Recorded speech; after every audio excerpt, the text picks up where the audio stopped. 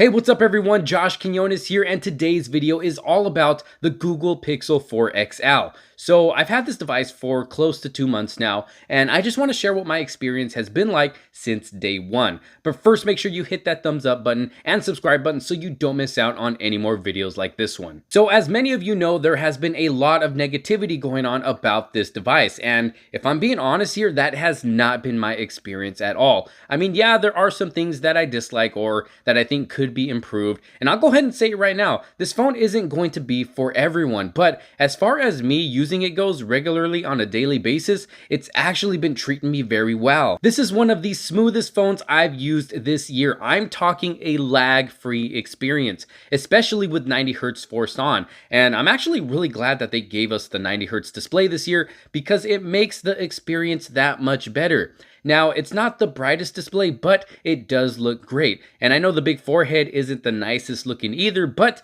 I will take this over last year's notch any day. At least there is nothing in the way when watching video or playing games. And speaking of games, this phone actually handles games just fine. Now, I'm not playing for hours and hours, but when I do play, I don't notice any problems with lag or overheating. I can also edit full 4K videos on this device as well with no problems, which is great news for me seeing how I edit all of my videos on my phone. It handles it like a champ. Now, like I mentioned earlier, this phone isn't going to be for everyone. It's not jam-packed with tons and tons of features like other devices on the market right now. I'd say this is more for the simple person, someone who wants a phone that just works, something easy, clean, and simple to use, and can also take great pictures. And that's what this phone is.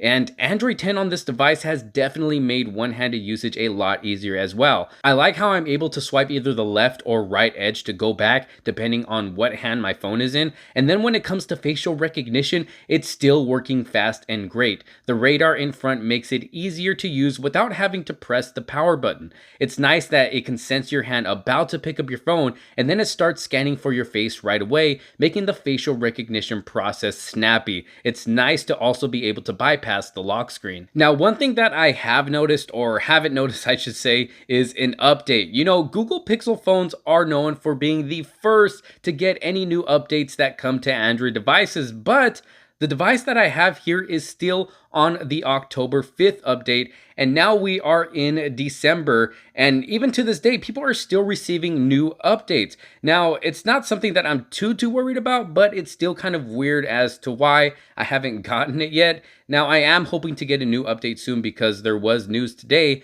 that Google is introducing a new monthly feature drop, bringing Pixel phones some great new features like auto call screen to detect robocalls and spam calls, so that will be cool. Other new features include portrait blur, being able to add blur to your portraits after you've taken them, even if you took them in normal mode. And then we'll also get better memory management and auto framing with Google Duo on the Pixel 4. So definitely some great new features I'm looking forward to. I just hope I'll actually get these updates this time around. I'll keep you guys updated as time goes. Now, one thing we need to talk about is battery life. If you've seen my original review about this device, my thoughts on battery haven't changed. While it's not the biggest battery on a device, it still gets me through my day. I'm able to wake up at around 4:30 a.m. and go about my day, be home around 4 p.m., keep using the phone a bit, and then throw it on the charger around maybe 7:30 or 8 p.m. Now, of course, everyone uses their phone differently, so results won't be the same for everyone.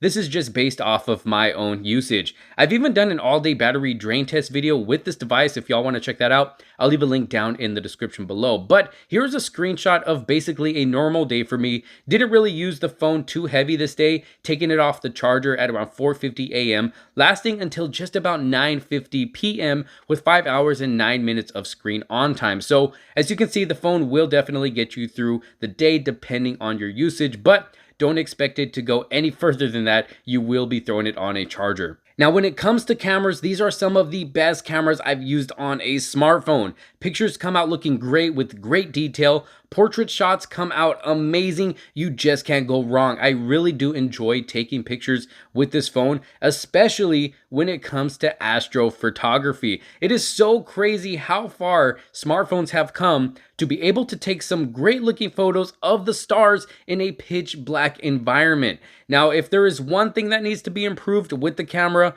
and I really hope Google improves on this with the next Pixel device, is video quality. Now, I'm not saying the video quality is bad, because it's not. It's just not great compared to what other smartphones are doing right now when it comes to video. And video quality for me is a huge deal because I use my phone to film everything. I don't have a professional camera or anything like that. My phone is my main camera when it comes to all of my videos. So if Google can improve in video quality, I will be a very happy camper. And I'm not even talking about 4K 60 frames per second, because yes, that would be nice, but I'm talking about overall video quality. So hopefully next year, fingers crossed. But overall, after 2 months for me, this Pixel 4 XL has been holding up great. And this is actually one phone that I feel comfortable holding without a case. The matte finish in the back doesn't attract any noticeable fingerprints, and it feels really good in the hands as well. And I really like this Panda design too, with the matte black edges and orange accent button. Now, of course, I do wish there was an ultra wide lens, because I do use it a lot on other devices that I have, and I also wish it had a memory card slot for an SD card, because yes, I do use SD cards. But these aren't the biggest deal breakers. What is a deal breaker in my opinion was the original price of around $1,000, because honestly, I don't feel this phone is worth that much. But now you can actually get this phone for a lot cheaper, and what I think the price should have been from the very beginning. It's going for around $750 right now, and if you're interested, I'll make sure to leave a link down in the description below. But y'all let me know what you think down in the comments below, and if you have a Pixel 4 XL of your own, or even a regular Pixel 4, let me know how it's been treating you. Make sure to give this video a big thumbs up. Don't forget to subscribe and hit that bell for notifications so you don't miss out on any future videos to come. Thank you so much for watching. This is Josh Quinones, and I will see you all in the next one. Peace out.